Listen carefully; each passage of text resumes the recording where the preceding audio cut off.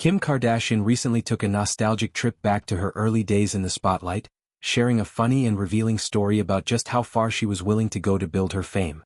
During an appearance on her sister Khloe's podcast, the Scheme's founder opened up about a clever stunt she pulled during the initial run of her family's reality series on E!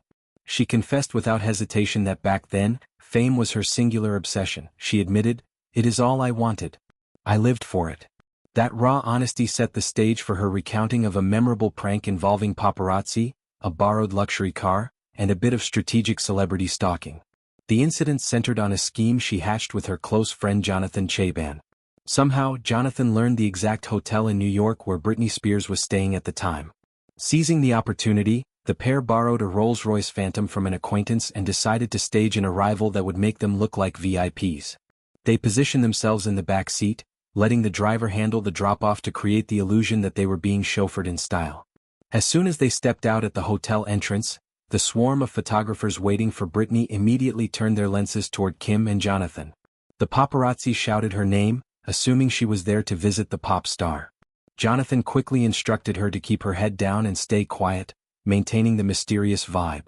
Inside the hotel, the duo didn't actually connect with Britney or anyone associated with her. They simply didn't have any real ties or access. Their plan wasn't about genuine interaction, it was about optics. After lingering long enough to sell the story, they exited the building to face another round of flashing cameras and eager questions. "Kim, how was Britney? Kim, how was Britney?" Playing along perfectly, they avoided direct answers and slipped away. To complete the ruse, they took a regular cab instead of the Rolls-Royce for their departure, ensuring the photographers captured only the glamorous entrance and not the mundane exit. The payoff came swiftly. Photos from the encounter landed on magazine covers everywhere, portraying Kim as someone deeply embedded in the celebrity world, rubbing shoulders with A-listers like Britney. She and Jonathan were thrilled, feeling like they had masterminded a brilliant media coup. "We thought we were killing it," she recalled with pride, laughing at how calculated and cheeky the whole thing was.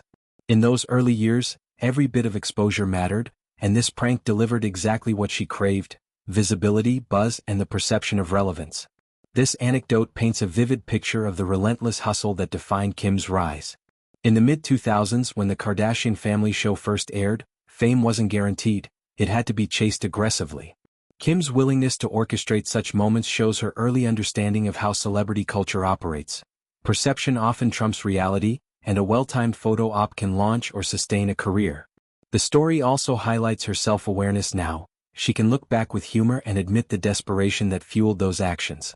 Today, as a successful entrepreneur and mother, Kim reflects on that phase with a mix of amusement and perspective. The prank stands as a light-hearted symbol of her determination, even if it relied on a bit of deception.